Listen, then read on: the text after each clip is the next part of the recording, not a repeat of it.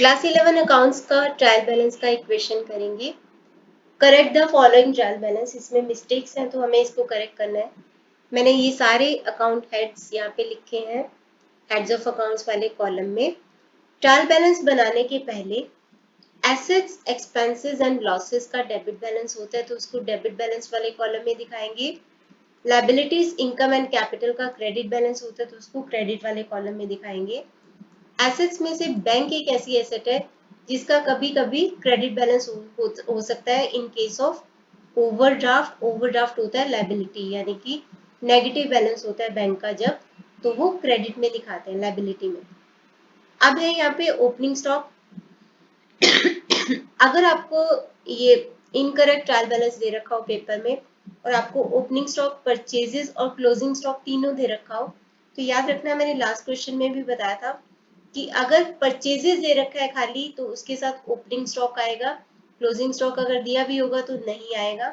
और अगर adjusted purchases, opening और क्लोजिंग तीनों दे रखे हैं तो adjusted purchases and closing stock आएगा, ओपनिंग स्टॉक नहीं आएगा। इस क्वेश्चन में आपको परचेजेस दे रखा है तो ओपनिंग स्टॉक एंड परचेजेस दोनों आएगा। बुक मेरे सामने है तो उससे मैं अकाउंट्स अमाउंट्स बता रही हूँ। तो ओपनिंग स्टॉक सबसे पहले एसेट होती है, डेबिट बैलेंस ये है 1,02,600। रिटर्न्स आउटवर्ड होता है परचेजेस रिटर्न। परचेजेस रिप्रेजेंट करते हैं एक्सपेंसेस को, तो एक्सपेंसेस का डेबिट बैलेंस होता है, लेकिन परचेजेस रिटर्न उल्टा हो गया क्योंकि एक्सपेंसेस कम हो जाते हैं इससे, तो कम हो जाते हैं इसका मतलब इसका क्रेडिट बैलेंस होगा। तो इसकी अमाउंट है 48,000 क्रेडिट। सैलरीज एक्सपेंसेस होते हैं, डेबिट में आएगा 36,000। क्रेडिटर्स लायबिलिटीज होते हैं तो क्रेडिट में आएगा 84,000। बैंक, बैंक है एसेट, एसेट होती है तो 1,35,000।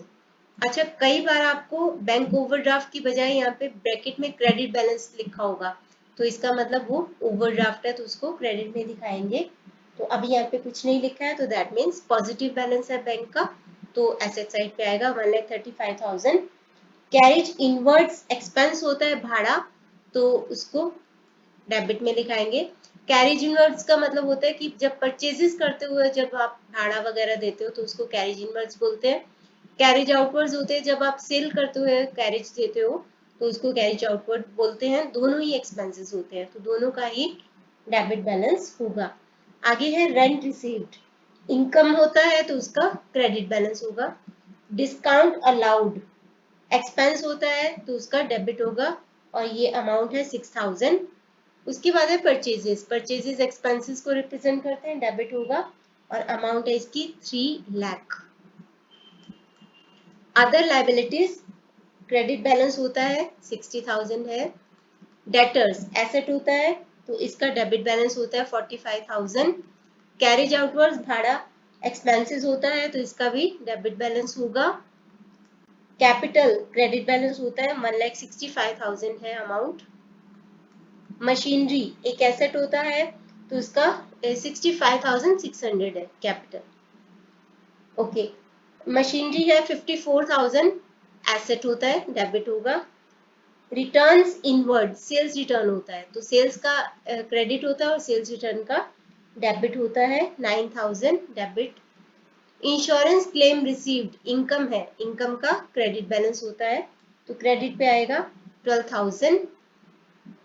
ट्रेड एक्सपेंसेस, एक्सपेंसेस का डेबिट बैलेंस होता है, डेबिट में आएगा। सेल्स इनकम होता है तो इनकम का क्रेडिट बैलेंस आएगा 4,20,000। बिल्डिंग एक एसेट होता है, एसेट का डेबिट बैलेंस आएगा 60,000। अब हम इन सबको बैलेंसेस को ऐड कर लेते हैं। डेबिट में है सबसे पहले 1,02,600, 36,000, 1,35,000, 18,000, 6,000, 3 lakh, 45,000, आगे है 15,000, 54,000, 9,000, 16,000, 9,000 के बाद 18,000 और उसके बाद है 60,000। तो 7,98,600 क्रेडिट साइड का टोटल करेंगे 48,000, 84,000, 9,000, 60,000, 1,65,600, 12,000, 4,20,000। बस, तो ये हो गया फिर से 7,98,600। ये हमारे क्वेश्चन करेक्ट है।